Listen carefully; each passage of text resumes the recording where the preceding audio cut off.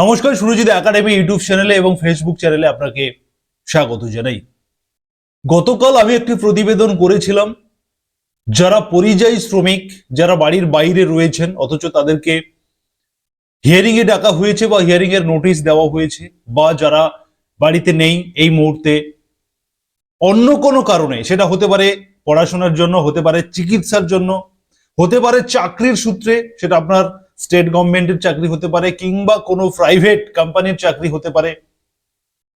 যে কোনো কারণে আপনি যদি বাড়িতে না থাকেন, বাড়ির বাইরে যদি আপনি থাকেন, তাহলে আপনাকে হিয়ারিং কেন্দ্রে উপস্থিত হওয়ার প্রয়োজন নেই। আপনার বাড়ির যে কোনো ব্যক্তি, যে কোনো পরিবারের সদস্য আপনার হয়ে দুটি নথি নিয়ে হিয়ারিং কেন্দ্রে উপস্থিত হলেই আপনার হয়ে হিয়ারিং, আপনার পরিবারের যে কোনো ব্যক্তি আপনার হয়ে হিয়ারিং করতে পারবেন। এই মর্মে একটি নির্দেশিকা প্রকাশ করা হয়েছে ইলেকশন কমিশন অফ ইন্ডিয়া থেকে। সেই নির্দেশিকা রাজ্যের সিইও দপ্তর মারফত প্রকাশ করা হয়েছে। অনস্ক্রিন আপনাদেরকে দেখাবো। আমি গতকাল এই সংক্রান্ত একটি প্রতিবেদন করেছিলাম, তারপরেও আমি দেখলাম যে আমার হোয়াটসঅ্যাপে প্রচুর মানুষ এই হিয়ারিং সংক্রান্ত আপনারা ইনফরমেশন জানতে চাইছেন, যে যারা পরিযায়ী শ্রমিক কিংবা যারা বাড়িতে নেই তাদের হিয়ারিং কিভাবে হচ্ছে, এই সংক্রান্ত জিজ্ঞাসা কিন্তু আপনারা আমাকে করছেন আমার হোয়াটসঅ্যাপে। অথচ আমি এই সংক্রান্ত প্রতিবেদন আমি গতকাল করেছিলাম। আজকের আপনাদের অনুরোধে আরো একবার সেটা করলাম। যারা গতকালকের প্রতিবেদন দেখে নিয়েছেন, আপনারা নাও দেখতে পারেন এই ভিডিওটি। যারা দেখেননি বা যারা এখনো পর্যন্ত এই ইনফরমেশন পাননি, আপনারা তাদের জন্য এই ভিডিওটি শেয়ার করে দিতে পারেন। তবে ভিডিওর মূল টপিকে যাওয়ার আগে আপনাদেরকে একটি গুরুত্বপূর্ণ ইনফরমেশন দিয়ে রাখি। এই ভিডিওর ডেসক্রিপশন বক্সে আমার একটি হোয়াটসঅ্যাপ গ্রুপের লিংক দেওয়া রয়েছে। সেই গ্রুপে আপনারা জয়েন হয়ে যেতে পারেন। যখনই বিভিন্ন ধরনের আপডেট আমার কাছে আসে, আমি সবার প্রথম সেই গ্রুপে আপডেট দিয়ে থাকি, আপনারা সবার প্রথম জানতে পারবেন। এবং যারা ফেসবুক থেকে দেখছেন এই ভিডিওটি বা যারা ইউটিউব থেকে দেখছেন, আপনারা অবশ্যই সাবস্ক্রাইব করবেন, পেজটিকে ফলো করবেন এবং অন্যদের জানার সুবিধার্থে আপনারা এই ভিডিওটি শেয়ার করে দেবেন। চলুন, এই ভিডিওর যেটা মূল টপিক, আপনারা জানেন এই মুহূর্তে এসআইআর এর হিয়ারিং চলছে। এই হিয়ারিং নিয়ে নানান সমস্যার সম্মুখীন হচ্ছে, নানান রকমের রাজনৈতিক তরজা, তর্ক বিতর্ক, নানান কিছু হচ্ছে। এসআইআর হিয়ারিং ঠিক প্রসেসে হচ্ছে না, এই মর্মে রাজ্যের মুখ্যমন্ত্রী মমতা বন্দ্যোপাধ্যায় ইলেকশন কমিশনকে, রাজ্যের সিইও দপ্তরে তিনি চিঠি দিয়েছেন। নানান কিছু হচ্ছে। এরই মধ্যে আজকের আরো একটি গুরুত্বপূর্ণ ইনফরমেশন যেটা রয়েছে, যে এই রাজ্যে আপনারা জানেন যে স্পেশাল রোল অবজারভার হিসেবে সুব্রত গুপ্তকে অ্যাপয়েন্টেড করা হয়েছে। এবং আজকের নতুন যে ইলেকশন কমিশন থেকে যে নতুন বার্তা এই মুহূর্তে আমাদের কাছে রয়েছে, যে শুধুমাত্র সুব্রত গুপ্ত নন, আরো প্রায় 4 থেকে 5 জন নতুন অফিসার নিযুক্ত করা হচ্ছে। কারণ 7 ফেব্রুয়ারি এই এসআইআর হিয়ারিং শেষ করতে হবে। এই এসআইআর এর হিয়ারিং পর্ব যাতে আরো সুস্থ সুন্দরভাবে করা যায় এবং যারা প্রকৃত ভোটার তারা যাতে কোনোভাবেই বাদ না যান, এবং অযোগ্য ভোটার যারা, তারা যাতে কোনোভাবে ফাইনাল তালিকাতে তাদের নাম যাতে কোনোভাবেই না ঢুকে যায়, সেগুলো অবজারভেশনের জন্য, সেগুলো পর্যবেক্ষণের জন্য আরো 4 থেকে 5 জন নতুন করে অফিসার নিযুক্ত করা হচ্ছে। এই মুহূর্তে কিন্তু আমাদের কাছে এই আপডেট রয়েছে।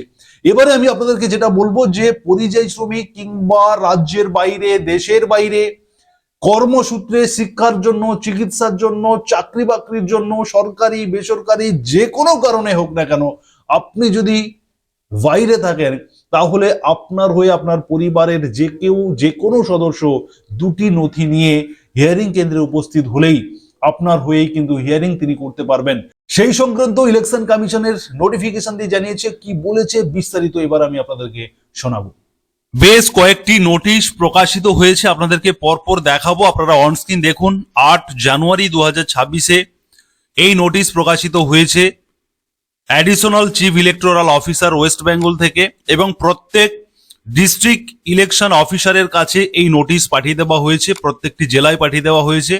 সাবজেক্টটা আপনাদেরকে শোনাই, hearing for the electors residing abroad temporarily unmapped and logical discrepancy case.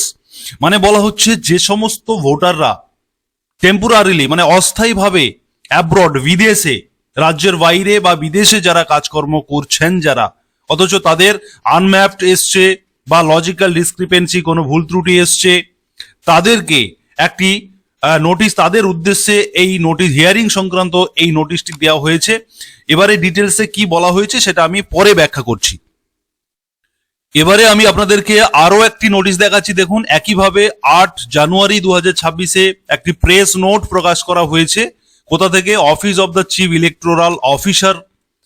সাবজেক্টে বলা হচ্ছে relief from personal hearing for electors whose age is 85 years or more who are sick, PWD and electors residing abroad temporarily। বলা হচ্ছে যে সমস্ত ভোটারের hearing notice হয়েছে অথচ তেনার বয়স 85 ইয়ার্স অ্যাবাভ, মানে 85 বছরের ঊর্ধ্বে তেনার বয়স, কিংবা তিনি অসুস্থ, কিংবা তিনি প্রতিবন্ধী, বা তিনি কোনো কারণে বাইরে রয়েছেন, এমন ভোটারদের উদ্দেশ্যে কিন্তু এই প্রেস নোটটি প্রকাশিত হয়েছে। ভেতরে কি বলা হয়েছে, মানে এই বডিতে ডিটেলসে কি বলা হয়েছে সেটা পরে আসছে। আপনাদেরকে আগে সাবজেক্টগুলো দেখিয়ে দিই।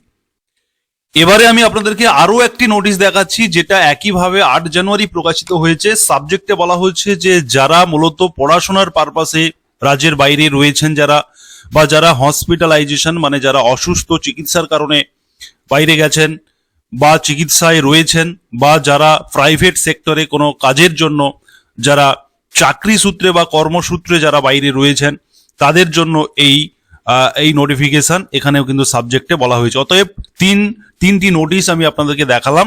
এবারে কি বলা হচ্ছে সেটা আপনাদেরকে দেখাই।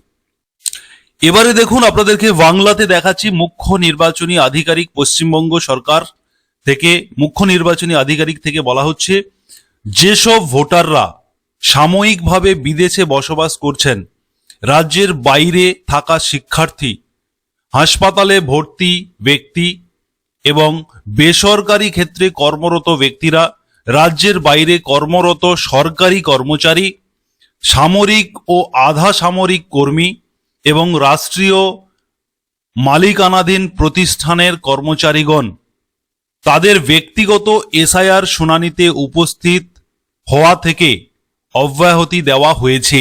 মানে এই ধরনের অসুবিধা বা সমস্যায় যারা রয়েছেন, আপনাদের অব্যাহতি দেওয়া হলো। মানে আপনি এসআইআর এর যে শুনানি কেন্দ্র, সেখানে আপনি নিজেই না উপস্থিত থাকলেও অসুবিধা নেই।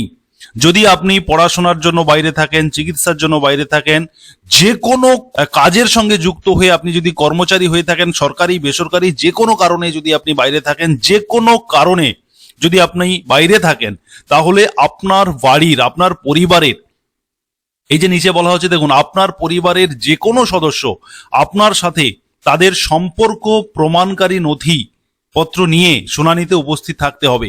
মানে আপনি যে শুনানিতে যাচ্ছেন, যার হয়ে আপনি শুনানিতে যাচ্ছেন, আপনার পরিবারের যিনি যাচ্ছেন, এবারে আপনি যে বিদেশে রয়েছেন বা বাইরে রয়েছেন, যে কোনো কারণে বাইরে রয়েছেন, আপনার সঙ্গে যে তার একটা সম্পর্ক রয়েছে, কি সম্পর্ক সেটা আপনাকে প্রমাণ করাতে হবে। সেই সংক্রান্ত একটি নথি নিতে হবে এবং সেটা নিয়ে আপনি ইলেকশন কমিশনের যে 13টি নথির কথা বলা হয়েছে, সেখান থেকে যে কোনো একটি নথি আপনি সঙ্গে নেবেন এবং আপনার ওই ব্যক্তি, মানে বাইরে রয়েছেন যিনি, সেই ব্যক্তির সঙ্গে পরিবারের যিনি যাচ্ছেন সদস্য, তিনার কি সম্পর্ক সেই সংক্রান্ত একটি নথি, এই দুটি নথি নিয়ে আপনাকে শুনানি কেন্দ্রে উপস্থিত হতে হবে।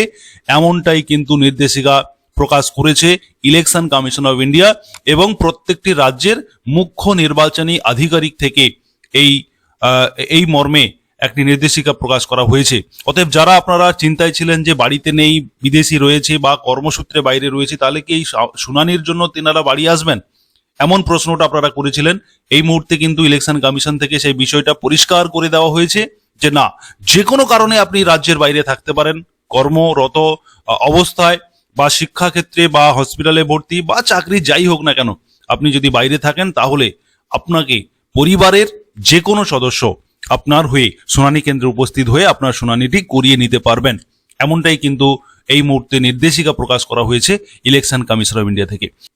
আপনারা যারা ফেসবুক থেকে দেখছেন, অবশ্যই পেজটিকে ফলো করবেন এবং এই গুরুত্বপূর্ণ ইনফরমেশন আপনারা সকলের জানার সুবিধার্থে আপনারা অবশ্যই শেয়ার করে দেবেন এবং যারা ইউটিউব থেকে দেখছেন, পেজটিকে সাবস্ক্রাইব করবেন, পাশে থাকবেন নোটিফিকেশন বেল বাটন অন করে। ধন্যবাদ।